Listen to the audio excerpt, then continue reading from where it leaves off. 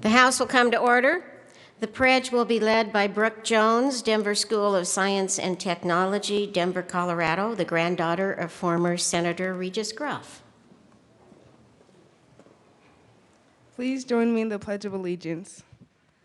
I pledge allegiance to the flag of the United States of America and to the republic for which it stands, one nation under God, indivisible, with liberty and justice for all.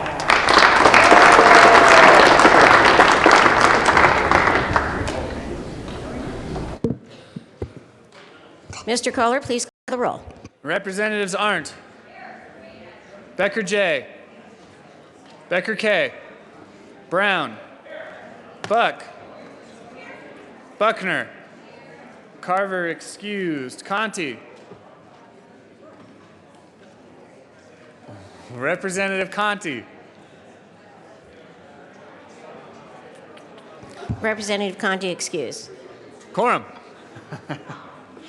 Court. Danielson. Del Grosso. Dorr is excused. Duran. Esgar. Everett. Fields. Foote. Garnett. Janal. Hamner. Humphrey. Joshi. Kagan. Klingenschmidt. Kraft-Tharp. Landgraf. Lawrence. Lebsock. Representative Lebsock.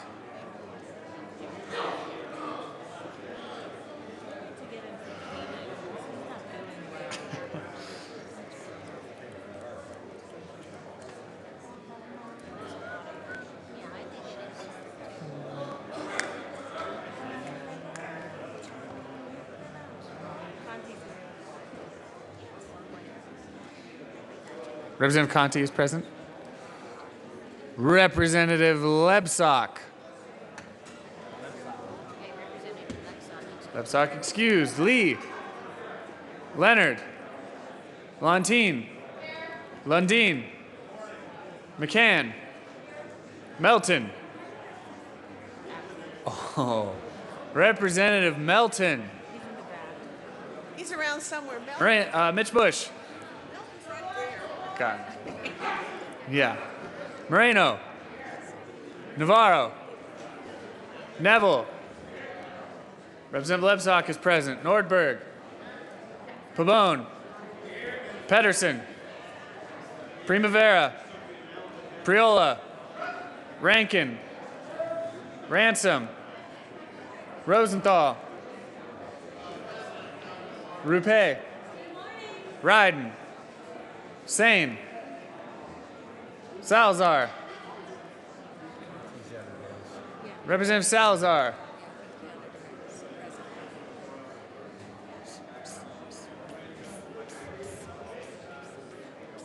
Salazar? Salazar excused. Sias. Singer. Singer excused. Thurlow. Tyler. Representative Tyler. Tyler. Representative Salazar is present.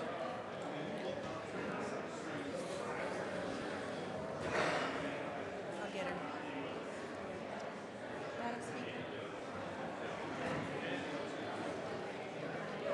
Tyler excused. Van Winkle. Vigil. Willett. Williams. Wilson. Windholes. Winter.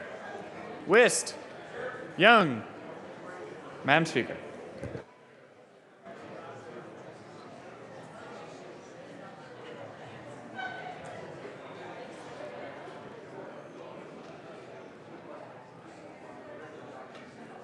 You have 4 right now?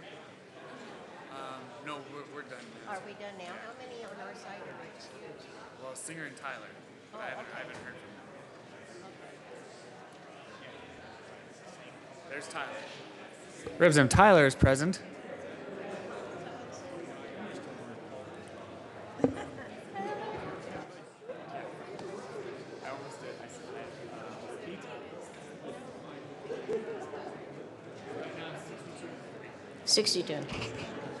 With 62 present and 3 excused, a quorum is present. Representative Leonard. Thank you, Madam Speaker. I move that the reading of the journal for Monday, February the 22nd be dispensed with and that it be approved as corrected by the Chief Clerk. You've heard the motion that the journal be adopted as corrected by the Chief Clerk. All those in favor say aye. Opposed, same sign? No. Motion carries. Announcements and introductions. Representative McCann. Thank you, Madam Speaker. Members of Health Insurance and Environment, we will not be hearing House Bill 1160 today. That will be laid over. And on Thursday, we are going to reverse the order of the bills. So we will be hearing House Bill 1195, Landgraf and Young first, and then we will hear 1164, Representative Pabone's bill. And we will be today in room 112, and on Thursday we'll be in room 271. Members, we are in announcements and introductions. Please place your attention to the well. I'll wait for just a minute here until we get some quiet. Representative Primavera. Thank you, Madam Speaker. For members of Public Health and Human Services Committee this afternoon, we will be moving our committee hearing to room 112. And the first thing on the agenda is a presentation on the Cancer Center Partnership. Everybody's welcome to come see that if they want. That's at 1:30 in room 112. Representative Klingenschmidt. Thank you, Madam Speaker. Members, on your desk, we have placed an advertisement for this rally we're going to have. The Reverend Franklin Graham, the son of the legendary Billy Graham, is coming to the west steps of the Capitol on Tuesday, March 15th at noon. It's a multi-denominational prayer rally, and this flyer is not just for you, but I hope you bring it home to your pastor, your rabbi, whoever your faith community leader is, and I hope everyone from the community comes and joins us at the prayer rally on the West Steps on 15 March. It's 3 weeks away, but I'm giving you plenty of time to think about this. Thank you. Representative Kagan. Thank you, Madam Speaker. Members of the House Judiciary Committee, 2 room changes for you, 2 room changes, so please pay attention. This morning, upon adjournment, we will be hearing Hamner Electronic Access Office of Respondent Parents Council, House Bill 1193, in room 107, which is just across the hall from our usual room. So, upon adjournment, across the hall from our usual room. Another room change, members of the House Judiciary Committee. This afternoon at 1:30, we'll be talking about the Sex Offender Management Board in room 271. Not our normal room. So upon adjournment, room 271, upon adjournment, room 107, and this afternoon, room 271. Also, this afternoon, bring with you, please, your sunset review from Dora of the Sex Offender Treatment Program, which you've received some time ago. Bring that with you to this afternoon's hearing. Thank you. Are there further announcements and introductions? Seeing none, the next order of business is third reading, final passage of bills. Members, please take your seats. And Mr. Kohler, please read the title of House Bill 1063. House Bill 1063 by Representatives Foote and Duran, also Senators Sheffel and Cadman, concerning exception to the prohibition against disclosing confidential communications with a mental health professional when school safety is at risk. Madam Majority Leader. Thank you, Madam Speaker. I move for the passage of House Bill 1063 on third reading and final passage. The question is the passage of House Bill 1063 on third reading and final passage. Representative Singer. Representative Singer. Thank you, Madam Speaker. Members, I am going to be a yes vote on this bill, but Oftentimes we hear Senate joint resolutions, we hear about a message from the Senate. Well, I want to send a message to the Senate here. When we talk about disclosures to mental health professionals, and I appreciate the work that Representative Foote has done in terms, or disclosures to and from mental health professionals, the work that Representative Foote has done to bring in the stakeholders and have the conversations about the when and where and why of all of these things goes beyond a simple bill or a simple conversation or even a lengthy stakeholder meeting. This goes straight to the heart of a mental health practice that is dependent on having a candorous relationship with your professional. And while there are protections built into this bill, we need to make sure that we do the right thing, not only for the schools, not only for mental health professionals, but for the patients and the clients that are seeing their counselors and their psychologists. And if they have any doubt that what they're about to say may trigger a report to a school or a school official, they may not make that report. And so while this bill may resolve one issue, the issue of coordinating services and making sure that everybody knows what everybody else knows so we can protect our kids, the next question becomes, what happens if there's no faith in that counselor or there's a shadow of a doubt in that counselor by that patient, by that client, as to whether or not what they're about to say will get reported to a school official and will lead to individual punishments or sanctions on that patient or that client. So I encourage people to be very careful about how we want to proceed, because if you don't have that candorous relationship, like clients have with their attorneys, like parishioners have with their clergy officials, then are they going to make that same disclosure? Is that counselor going to be able to help that individual and walk them through and work them through whatever is causing them pain and trouble in a way that will actually stop an event before it happens, not because a report is made, but because the thought is dealt with in the moment?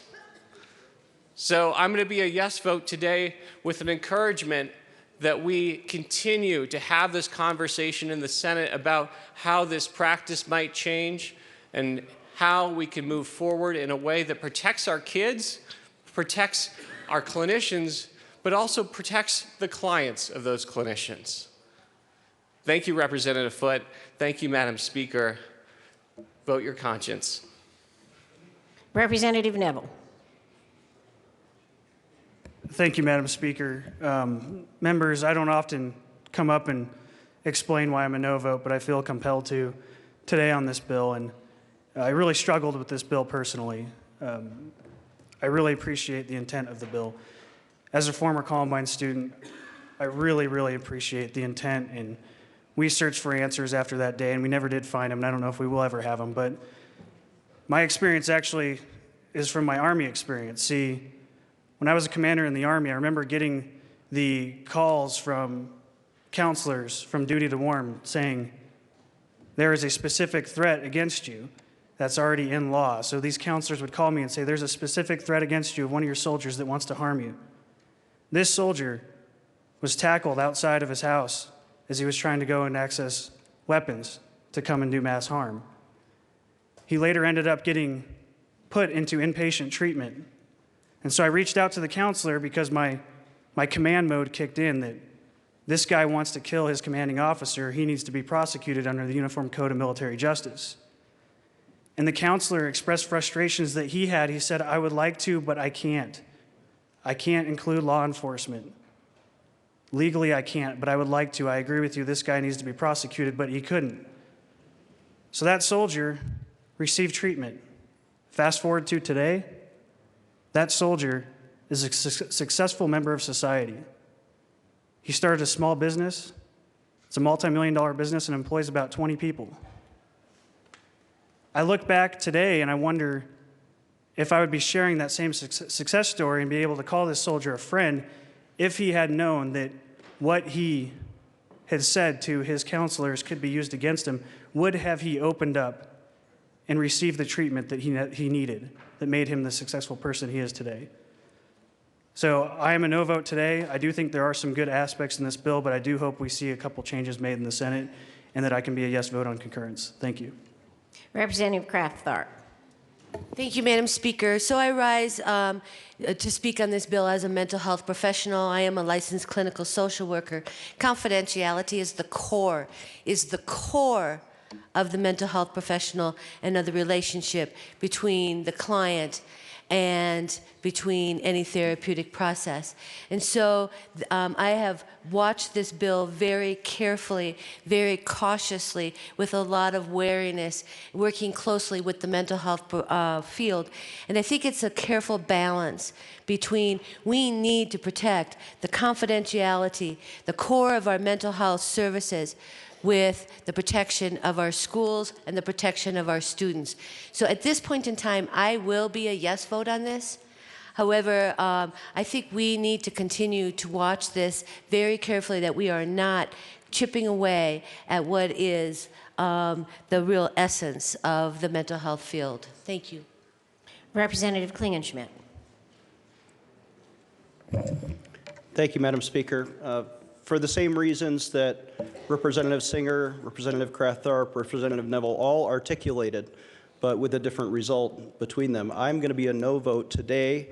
I'm hoping this could be resolved in the Senate to take out the part that creates a disincentive for people to get the help they need. But if someone comes forward and they say, hey, listen, I'm struggling with these thoughts, I want to have a confidential conversation with the mental health provider, that's no longer guaranteed.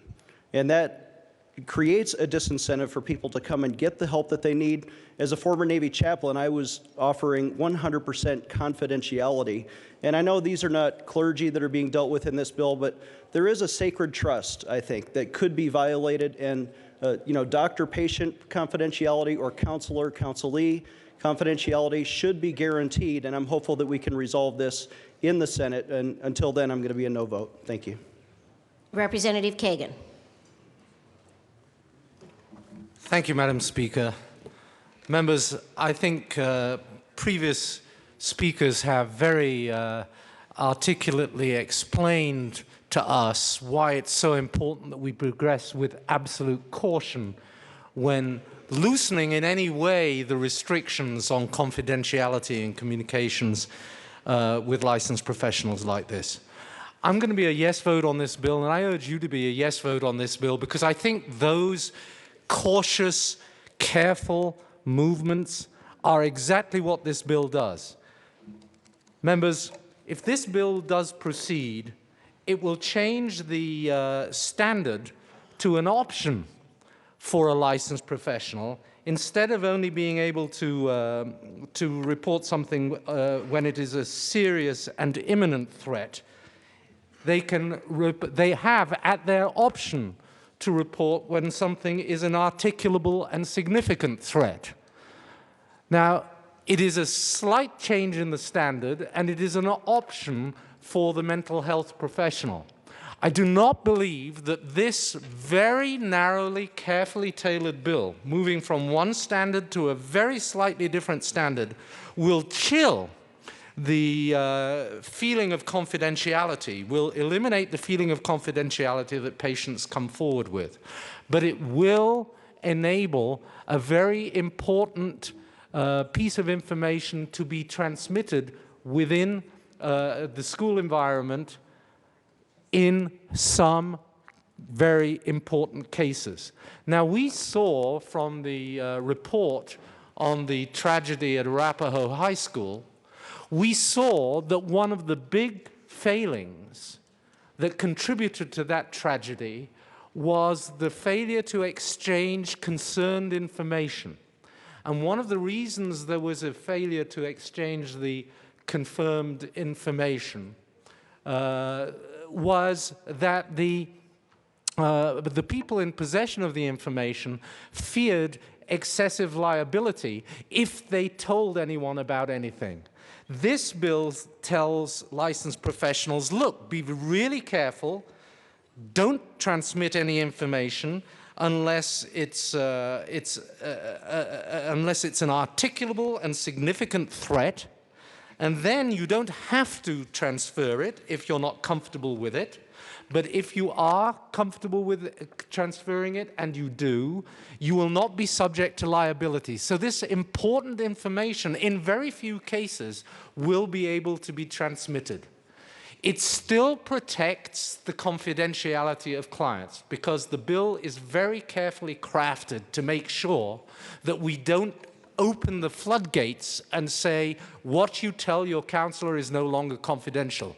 What we do is we say, in very limited circumstances, this information will be transferable, but it's very, very clear in the bill as to how narrow those circumstances are. There must be an articulable and significant threat, and it must be something that is very crucial to the safety of our schools for this to be transmitted. So I think this bill draws the right balance. It makes important progress in resolving one of the impediments to preventing school shootings and similar tragedies. We cannot afford to say no to this bill. I think it's important that we pass it. I think it's well crafted. I think it carefully preserves confidentiality. I don't think it will lead to students feeling that they cannot freely communicate with their counselors. I do urge an aye vote. Representative Willett. Thank you, Madam Speaker.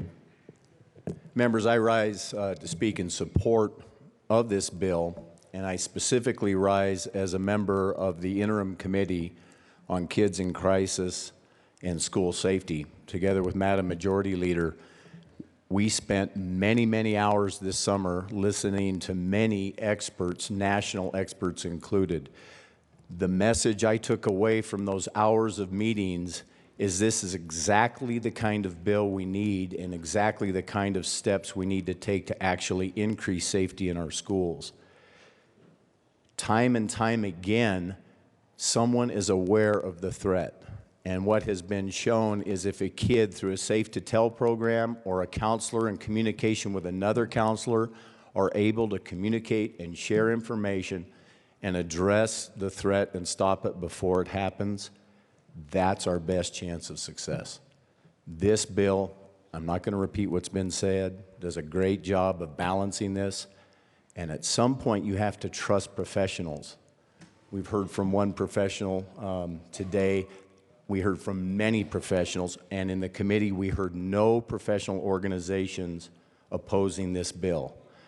We have to trust them to be able to exercise their professionalism on when to take this step to communicate. They know how to protect confidentiality and the confidences of their clients. Let's let them do their jobs. This gives them a tool to do so. Urge an aye vote. Representative Wilson. Thank you, Madam Speaker. Colleagues, you heard me speak on second reading to this, and I just wanted to reiterate what I said then, but the key here is mental health. We all talk about mental health as an issue and all these tragedies that we've seen across our state and our nation, and yet we don't want to go there. As I've mentioned to people before, if I tell you that I was deathly sick with flu all last week, you say, well, gosh, Representative Wilson, we're glad you're feeling better this week. If I told you I was in a mental hospital last week, but I'm feeling a lot better, you'd look at me and say, yeah, right. We've got to address this issue. As a certified school counselor at one point in my life, I heard a lot of those stories and had to make judgment calls on if it's going to be in the best interest of this child not to say anything, or if it's going to be in the best interest of the bigger population to actually make sure that someone knows. If you'll look at this bill, there are two things that stand out. It talks about a direct threat. A direct threat. The second piece is that there is exhibiting behavior that jeopardizes the safety or well-being of students or staff. These are not minor issues, folks. These are major issues. And I really appreciated what Representative Neville was talking about, because he talked about intervention made a difference. If this bill will help an intervention to take place that will make a difference, then I, as a counselor, wouldn't have to deal with a client or a victim. I could deal with the client. And you don't want to deal with victims. We've had too many victims. And I know that Representative Foote has put a lot of time and effort into talking at length about this, and I spent a lot of time talking with him about it. And as a counselor, I would rather deal with a client than a victim. And we're talking about direct threats to the safety and well-being of staff and students. And I think this is a step in the right direction. Is it perfect? Probably not. I've noticed that most of the things that come across this well up here are not perfect, because we come back, we amend them, or we alter them, or whatever. But it's definitely a step in the right direction, and I urge an aye vote. Thank you. Representative Singh. Thank you, Madam Chair, and I want to commend Representative Foote for working on this very important issue, and it is very important. This is a bill I probably agree with 95% on, but unfortunately there has been a concern that has been brought to my attention that I may have to vote no today. Hopefully this will be fixed in the Senate. However, I really appreciate that Representative Foote tried to thread the needle so closely, and that is a very difficult thing to do. And we have third readings, so substantive amendments would not be allowed, but the change I'm talking about is when we're making it more permissive, and especially when we're involving law enforcement. I think that we want to make sure and make it explicit that parents are involved in that process. If there is a duty to warn for danger, I think there's a duty to warn for parents as well, even with this lower standard. I think that's really, really important. I think there could be, with that 5% that I'm talking about, there could be some unintended consequences. So I'm going to praise Representative Foote one more time. Thank you so much for bringing this bill. This is a task that does need to be addressed. I'm hoping that we can make that change, but for today, respectfully, I'll be a no. Representative Foote. Thank you, Madam Speaker, and thank you very much, members, for this discussion. It is vitally important, and I think Representative Wilson talked about, is it a perfect solution or not? In this particular case, when you're balancing mental health and confidentiality, and you're balancing so many different parts of this debate, I'm not sure there is a perfect solution that everybody would agree to. This bill is designed to hit the sweet spot that we think is appropriate. Right now, we have I guess the sweet spot is defined under the duty to warn.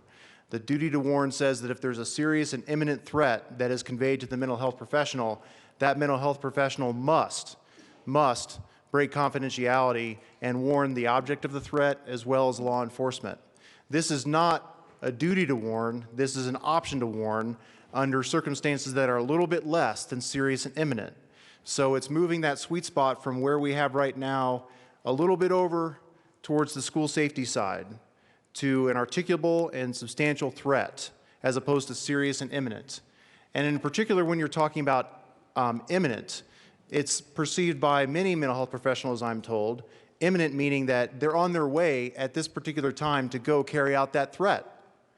So we have attempted to move it away from that and put it in the discretionary area, not the duty area, but the discretionary area to disclose.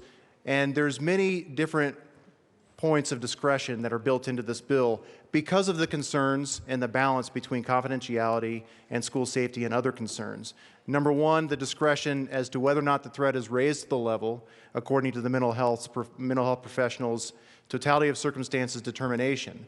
And number two, whether or not it gets disclosed at all. And there's no civil liability attached. It's specific in the bill to that decision one way or the other. Again, it's an attempt to try to balance and find that sweet spot so that we can address school safety concerns, but also keep in place the very important considerations of confidentiality and other considerations as well. I want to be clear on one thing because it's been brought up to me in conversations about this bill, but we haven't heard too much about it on the debate. And that is the relationship or lack thereof of this bill to last year's Senate Bill 213, the Claire Davis Act. There was a lot of debate on that bill. People voted different ways on that bill. This bill is agnostic to the Claire Davis Act. It is designed to neither reduce nor reaffirm liability that was put into place for the Claire Davis Act. So I wanted to make that clear. What this bill does is, as I said, find that sweet spot. I hope that the majority of the members here agree with me that we've found that sweet spot to be able to give the mental health professionals the discretion to disclose a very serious threat to a school. And then once it gets disclosed, it's handled under the confidentiality rules that schools have been working under since 1974 and in the enactment of the Federal Education Records Protection Act in 1974. And so the confidentiality concerns, again, it's not like it just goes out to the general public. It's not like it just gets broadcast to everybody. It's still handled in a professional manner in the way that school officials are used to handling it since the 1974 Federal Act. So members, thank you very much for engaging in this discussion. I really appreciate it, and I think that it's a good bill that's found that sweet spot, and I hope you will agree. Is there further discussion on House Bill 1063? Seeing none, Mr. Kohler, please open the machine and members proceed to vote.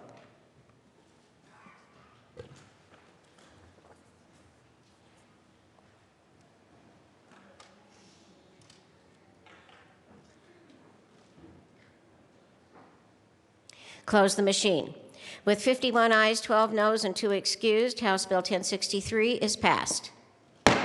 Co-sponsors.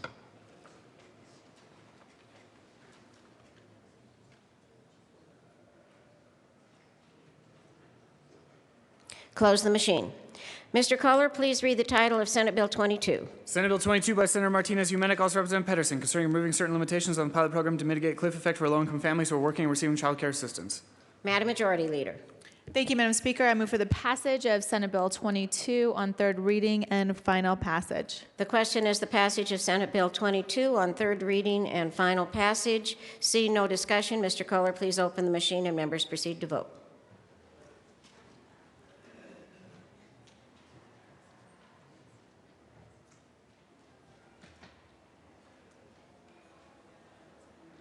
Close the machine. With 44 ayes, 19 noes, and 2 excused, Senate Bill 22 is passed. Co-sponsors.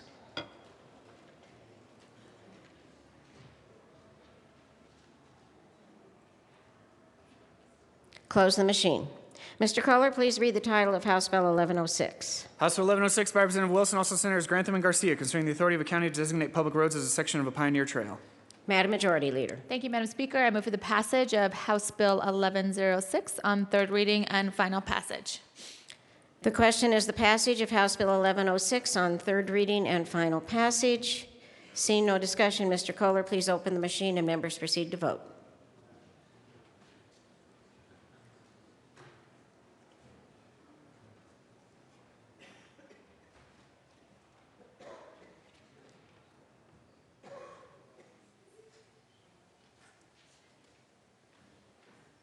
Close the machine. With 63 ayes, no noes, and 2 excused, House Bill 1106 is passed. Co-sponsors.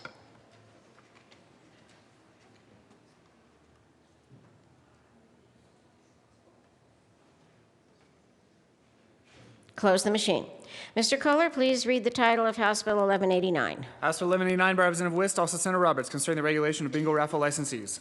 Madam Majority Leader. Thank you, Madam Speaker. I move for the passage of House Bill 1189 on third reading and final passage. The question is the passage of House Bill 1189 on third reading and final passage. Seeing no discussion, Mr. Kohler, please open the machine and members proceed to vote.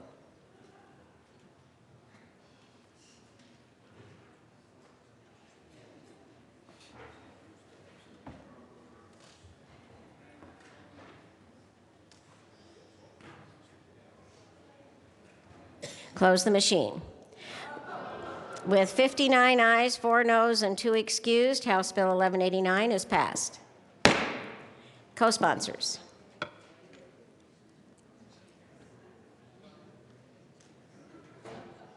Close the machine. Mr. Kohler, please read the title of Senate Bill 50. Senate Bill 50 by Senators Neville T. and John, also Representative Stain and Ryden, concerning a hold harmless provision for retailers liable for any money payable as a result of an incorrect location of code assigned by the Department of Revenue. Madam Majority Leader. Thank you, Madam Speaker. I move for the passage of Senate Bill 50 on third reading and final passage. The question is the passage of Senate Bill 50 on third reading and final passage. Seeing no discussion, Mr. Kohler, please open the machine and members proceed to vote.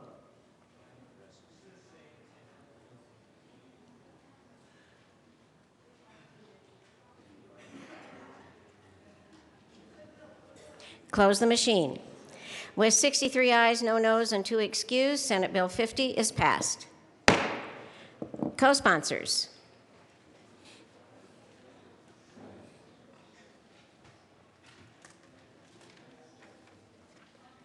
Close the machine. Mr. Kohler, please read the title of Senate Bill 4. Senate Bill 4 by Senator Scott, also Representative Willett, concerning the enactment of Colorado Revised Statutes 2015 as the positive and statutory law of the state of Colorado. Madam Majority Leader. Thank you, Madam Speaker. I move for the passage of Senate Bill 4 on third reading and final passage. The question is the passage of Senate Bill 4 on third reading and final passage. Seeing no discussion, Mr. Kohler, please open the machine and members proceed to vote.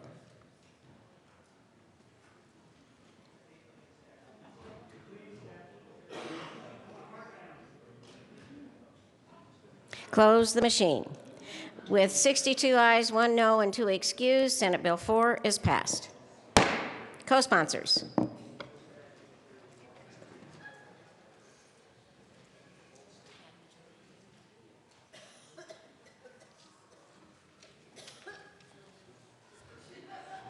Close the machine.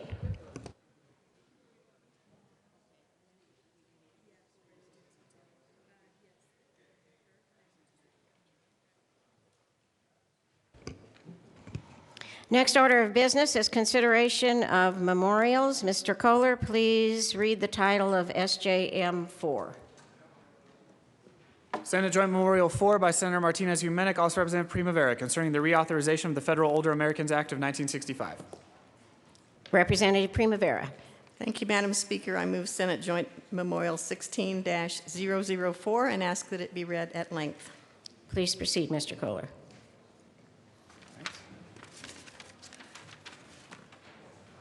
Whereas the Federal Older Americans Act of 1965 was signed into law on July 14, 1965 to meet the diverse needs of the growing numbers of older adults in the United States. And whereas in the subsequent 50 years, the OAA has become the primary vehicle for organizing, coordinating, and providing community-based services and opportunities for older adults and their families, especially in maintaining their dignity and welfare. And whereas although older adults may receive services under many other federal programs, today the OAA is considered to be the major vehicle for the organization and delivery of services that help older adults live and thrive in communities of their choice for as long as possible, including home-delivered and congregate meals, caregiver support, preventive health services, transportation, job training, and elder abuse prevention. And whereas the OAA facilitates these services through a national network of 56 state agencies on aging, 629 area agencies on aging, nearly 20,000 service providers, 244 tribal organizations, and 2 Native Hawaiian organizations representing 400 tribes. And whereas when the OAA was last reauthorized in 2006, the funding formula was adjusted to include a provision known as the Hold Harmless provision that assures each state will receive funding in an amount at least equal to its funding in 2006. And whereas this issue is particularly important to Colorado, as between 2000 and 2010, Colorado experienced the 4th fastest growing older adult population in the United States and the 3rd fastest growth in this population between 2010 and 2014. And whereas the Hold Harmless provision artificially froze funding at 2006 levels and required the use of these levels going forward, meaning funding levels have remained stagnant even as older adult populations grew more rapidly in some states than others. And whereas the Congressional Research Service has studied the effect of this provision and found that 25 states that had quickly growing older adult populations, including Colorado, did not receive the funding for programs they would have received had adjustments been made for these growing populations. And whereas according to the CRS report, Colorado would have more than $1.2 million in additional funding in fiscal year 2016 had there not been a Hold Harmless provision.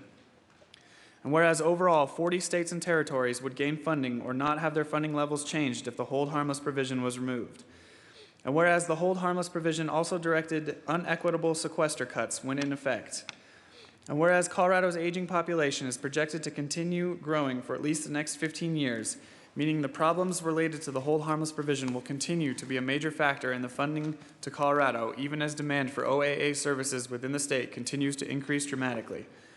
And whereas the OAA is due to be reauthorized, and in response, the U.S. Senate passed S-192 in 2015, which slightly modified the hold harmless provision in the direction of funding equity. And whereas all 7 members of the Colorado House delegation have signed a letter to the chairman and ranking member of the House Committee on Education and the Workforce requesting elimination of the hold harmless provision. Now therefore be it resolved by the Senate of the 70th General Assembly of the State of Colorado, the House of Representatives concurring herein, that in order to allow older adults in all states equal access to critical programs regardless of where they live, we, the members of the Colorado General Assembly, hereby urge Congress to reauthorize the Federal Older Americans Act of 1965 and ensure that the reauthorization of the OAA treats all older adults fairly by eliminating the hold harmless provision. Be it further resolved that copies of this joint memorial be sent to Representative Paul D. Ryan, Speaker of the House, Representative Kevin McCarthy, Majority Leader, Representative Nancy Pelosi, Minority Leader, Representative John Klein, Chairman of the House Committee on Education and the Workforce, Representative Robert C. Bobby Scott, Ranking Member of the House Committee on Education and the Workforce, each member of Colorado's congressional delegation, the Honorable Sylvia Matthews Burwell, Secretary of the United States Department of Health and Human Services, and Kathy Greenlee, Administrator of Administration for Community Living, United States Department of Health and Human Services. Representative Primavera. Thank you, Madam Speaker, and please be seated. I actually learned about this issue this summer when Representative Lebsock and I think it was Representative Rupe and I went to a senior lobby event. And it was the senior lobby and the area agencies on aging that suggested that we do this. So the Area Agency on Aging, as you know, is in 8 counties in the Denver metro area. The Denver Regional Council of Governments is also asking that the Colorado General Assembly support the efforts of the Colorado Congressional Delegation to reauthorize the Older Americans Act with a funding formula that treats all states fairly. I have a letter here that all 7 members of our Colorado Congressional District delegation have signed. It's a bipartisan letter to the U.S. House of Representatives urging the committee to remove the hold harmless provision from the funding formula in the reauthorization of the OAA. As it was noted in the memorial, the hold harmless provision protects states that are growing older at a rate below the national average, but it harms states like Colorado that are growing older at a rate faster than the national average. So the hold harmless provision in the current formula has resulted in Colorado receiving $1.2 million less than it should have in fiscal year 15, and we can really use the $1.2 million. As you know, Colorado's older population is growing at the 4th fastest rate in the nation.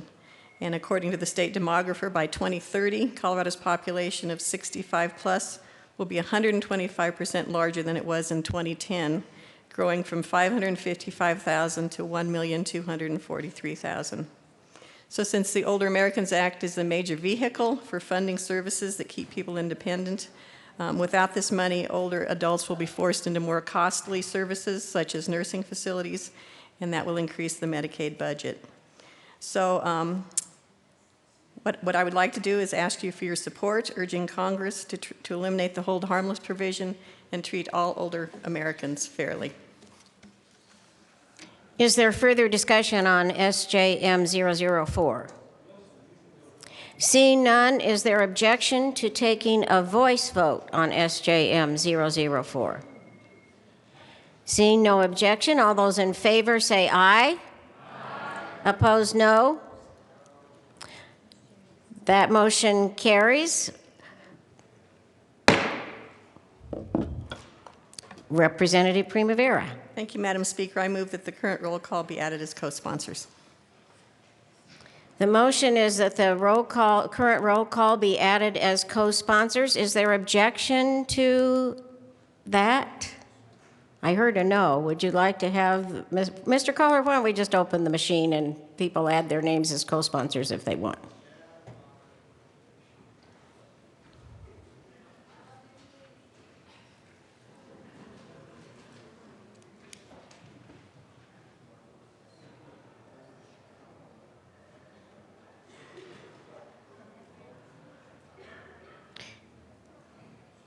Close the machine.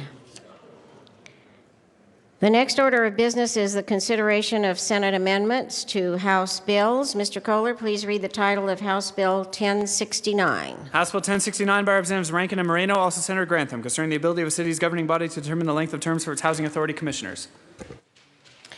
Mr. Assistant Majority Leader. Thank you, Madam Speaker. I move the House concur with Senate amendments to House Bill 1069. The question before the House is to concur with Senate amendments to House Bill 1069. Is there further discussion? Representative Rankin? No. Representative Moreno? Thank you, Madam Chair. Members, the Senate just added a small amendment. It was brought to our attention by some of the members of this body that the goal of this bill was to shorten housing authority member terms, but that the language as drafted would really put no restriction. It would allow people to make those terms as long as they'd like. That was brought to our attention by Representatives Klingenschmitt and Sane. It was too late for us to add that amendment on third reading, but we did add it in the Senate, and I hope you will vote to concur. Representative Moreno, that's a $2 fine. Oh, you can call me Madam Chair.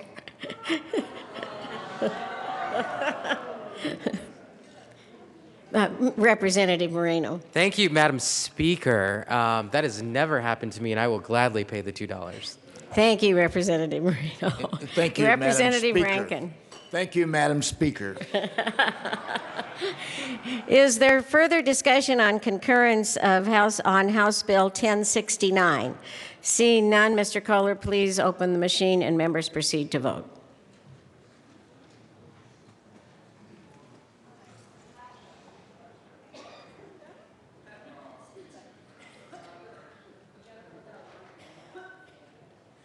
Close the machine.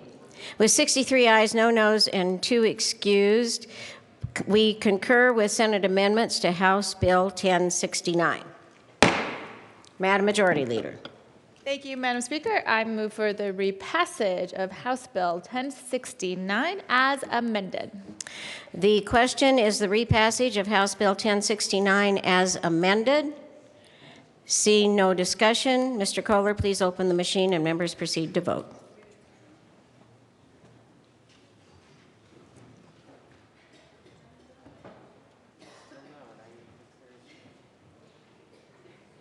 Close the machine. With 57 ayes, 6 noes, and 2 excused, House Bill 1069 is repassed as amended. Co-sponsors.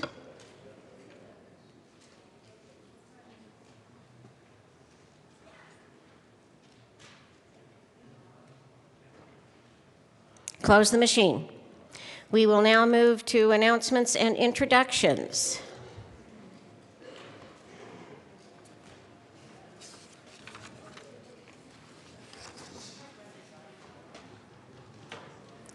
Representative Lawrence, will you get here first? Oh, Representative Young. Go ahead. Thank you, Madam Speaker. I'd like to announce that tomorrow is Engineers Day at the Capitol, and I would like to invite you all to stop by the old Supreme Court chamber between 10:30 and noon. And there's lunch at the Art Museum at noon as well. So come support the engineers and celebrate their work here in Colorado by being involved with these activities tomorrow. Representative Lawrence. And Representative Fields. Thank you, Madam Speaker. Oh, wait a minute. Where's the Assistant Majority Leader? Just wanted to rub that in a little bit. Members, we would just like to remind you that tomorrow is the Crime Victims' Rights Caucus. There will be a lunch from 12 to 1 in Committee Room 109.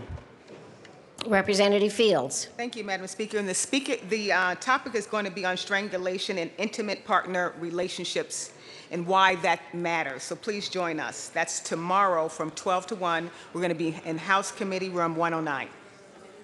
Representative McCann. Are you ready? Just wanted to remind members of Health Insurance and Environment, we will just be hearing one bill this morning, and that's Bill 1236, and we will meet about 10:10 in room 112. Representative Priola. Thank you, Madam Speaker. Members, I heard a lot of reference to sweet spot during thirds today. I wanted to let everybody know where the real sweet spot is. There's a bunch of candy bars on my desk. They're $1. The peanuts are free. So, but I would like to introduce students from Foundations Academy. I believe they're up in the gallery from my district. They're here today to watch what we do. Give them a hand.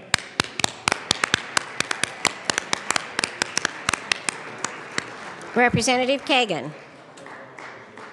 Thank you, Madam Speaker. Just a reminder, Judiciary Committee upon adjournment, room 107, this afternoon, room 271. Madam Majority Leader, are there other announcements and introductions? Seeing none, Madam Majority Leader. Thank you, Madam Speaker. I move that the House stand in recess until later today at 1:30 p.m. The motion is that the House stand in recess until later today at 1:30 p.m. Seeing no objections, so ordered, we're in recess.